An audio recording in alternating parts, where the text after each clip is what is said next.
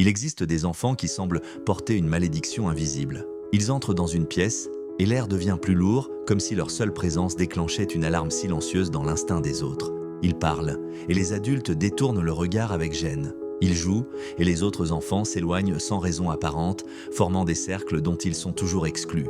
Ce n'est pas qu'ils fassent quelque chose de mal, ce n'est pas qu'ils soient dangereux ou méchants. Mais il y a en eux une énergie étrange, un champ magnétique inversé qui repousse sans mots, sans explication, sans logique. Pourquoi certains enfants portent-ils le poids invisible d'être rejetés par tous ?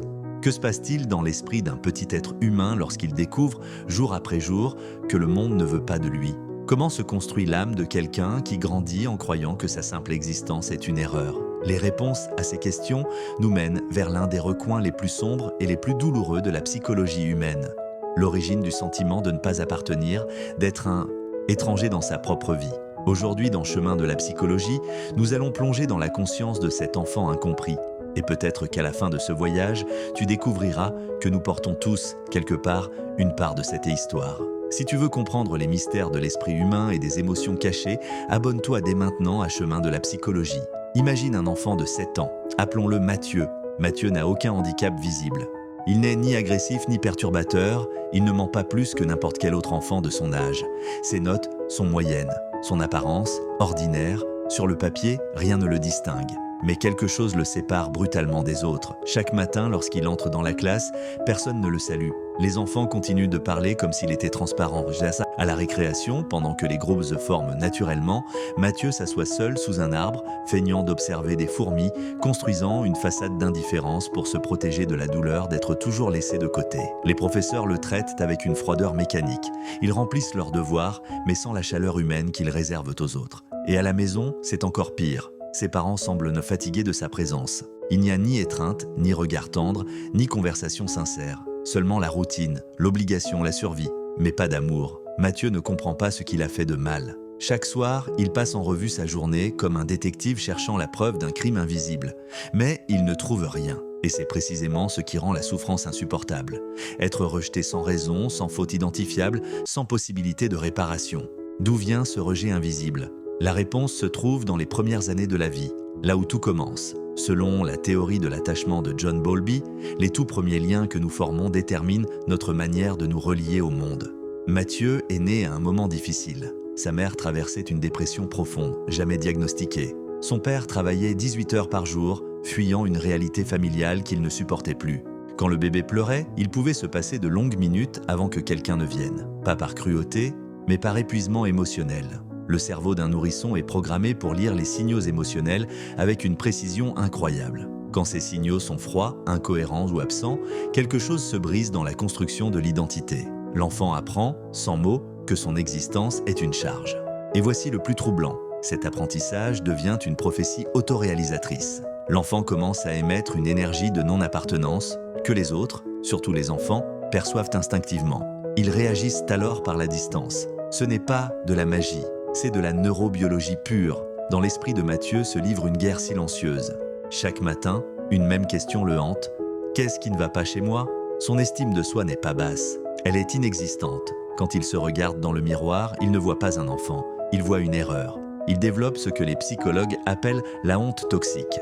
Cette sensation de n'être pas simplement imparfait, mais fondamentalement mauvais. C'est comme vivre avec une armure de verre. Elle te protège, mais tout contact te brise. Mathieu invente alors des stratégies de survie. Parfois, il devient extrêmement silencieux pour ne déranger personne. Parfois, au contraire, il joue au clown de la classe pour attirer l'attention, même négative. Car pour un cerveau affamé de liens, un rejet actif fait moins mal que l'indifférence absolue. Ses relations futures seront marquées par ce schéma. Il cherchera sans cesse à prouver qu'il mérite d'être aimé, mais son insécurité même créera exactement ce qu'il redoute le plus, l'abandon. Voici le retournement. Mathieu n'est pas rejeté parce qu'il est défectueux. Il est rejeté parce qu'il est devenu, malgré lui, un miroir dérangeant pour les autres. Les êtres humains ont une empathie limitée, surtout quand ils n'ont jamais guéri leurs propres blessures. Les parents de Mathieu ont projeté sur lui leurs frustrations, leurs échecs, leurs peurs les plus enfouies. Chaque fois qu'ils le regardent, ils voient leur propre douleur. Les autres enfants, avec leur instinct social brut, ont senti cette différence d'énergie et ont réagi par le mécanisme le plus primitif du groupe. L'exclusion du différent. Le rejet que subit Mathieu ne parle pas de lui, mais des autres. d'une société entière incapable d'accueillir la vulnérabilité de l'autre, parce qu'elle ne sait pas accueillir la sienne. Et cette prise de conscience, bien que douloureuse, est profondément libératrice. Car si le rejet n'est pas de ta faute, alors la guérison ne consiste pas à changer qui tu es, mais à comprendre le jeu psychologique inconscient dans lequel nous sommes tous piégés depuis notre naissance. Le moment le plus déchirant de la vie de Mathieu arrive à 12 ans. C'est son anniversaire. Sa mère a préparé une petite fête et invité toute la classe, 20 enfants. Mathieu passe la semaine à rêver. Cette fois, ce sera différent. Il aide à décorer, sa mère fait un grand gâteau, tout semble parfait. Mais le jour venu, les heures passent. Un à un, les parents appellent, il est malade, il a un autre rendez-vous, on a oublié, personne ne vient. Mathieu reste assis dans une pièce décorée, entouré de chaises vides, face à un gâteau aux 20 bougies que personne n'allumera avec lui. Et quelque chose se brise définitivement en lui. Ce n'est pas de la tristesse, c'est la confirmation de son pire cauchemar. Je ne vaux rien pour personne. Sa mère pleure dans la cuisine. Son père sort pour cacher sa colère. Et Mathieu, seul, prend une décision inconsciente qui marquera sa vie d'adulte. Je n'attendrai plus jamais rien de personne. Et c'est la naissance de l'adulte émotionnellement blindé, celui qui bâtit des murs si hauts que même l'amour ne peut plus les franchir. Carl Jung parlait de l'enfant intérieur blessé, cette partie de nous qui ne grandit jamais, figée dans le moment du traumatisme. L'adulte Mathieu peut avoir 30, 40 ou 50 ans, mais en lui vit toujours ce garçon de 12 ans face aux chaises vides.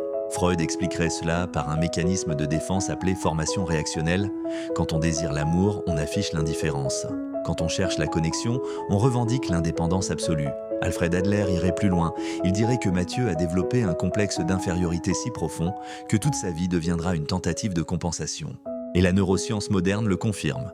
Le cerveau des enfants rejetés présente des altérations dans l'amygdale et le cortex préfrontal, les zones responsables de la gestion des émotions. Le rejet active les mêmes zones cérébrales que la douleur physique. Être rejeté, littéralement, fait mal. Et quand cette douleur devient chronique, le cerveau se réorganise pour se protéger, recréant sans cesse le même schéma qui perpétue la souffrance. Mais voici l'espoir. Le cerveau qui s'est déformé sous la douleur peut se reconfigurer par la guérison. Ce n'est pas de la magie, c'est la neuroplasticité. Premier pas, la prise de conscience brutale sans anesthésie émotionnelle. L'adulte Mathieu doit fermer les yeux et imaginer cet enfant de 12 ans, assis seul devant son gâteau intact, et lui dire d'une voix douce mais ferme « Ce que tu as vécu était réel. Ta douleur est légitime. Ce n'était pas ta faute. Et maintenant, moi, ton moi adulte, je vais prendre soin de toi. » Ce n'est pas une métaphore poétique, c'est une thérapie de reparentalisation qui recrée littéralement de nouveaux circuits neuronaux.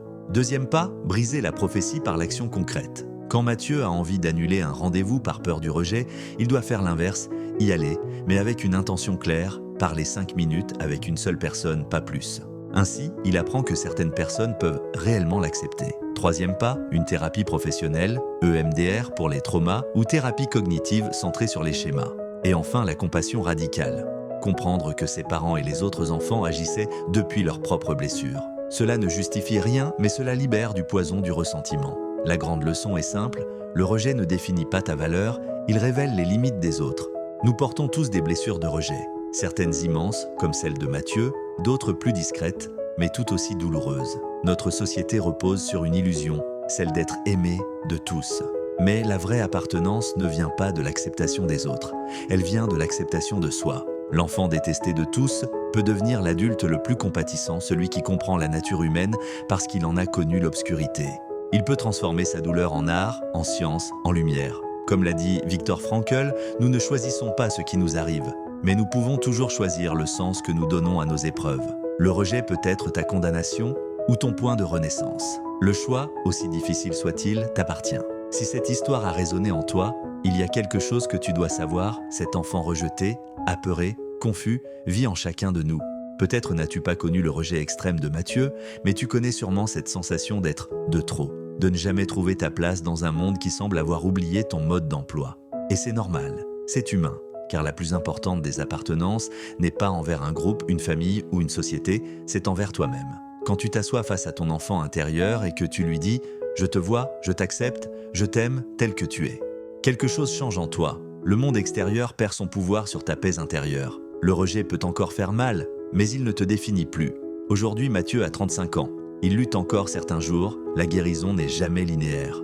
Mais il a compris la plus grande vérité. Sa valeur n'a jamais dépendu du regard des autres. Et la tienne non plus. Alors, la prochaine fois que tu te sentiras invisible ou incompris, souviens-toi, tu n'es pas brisé, tu es humain. Et cela, dans toute sa vulnérabilité, a toujours été suffisant. Si cette vidéo t'a aidé à mieux te comprendre, abonne-toi à Chemin de la psychologie et accompagne-nous chaque semaine dans l'exploration de l'âme humaine.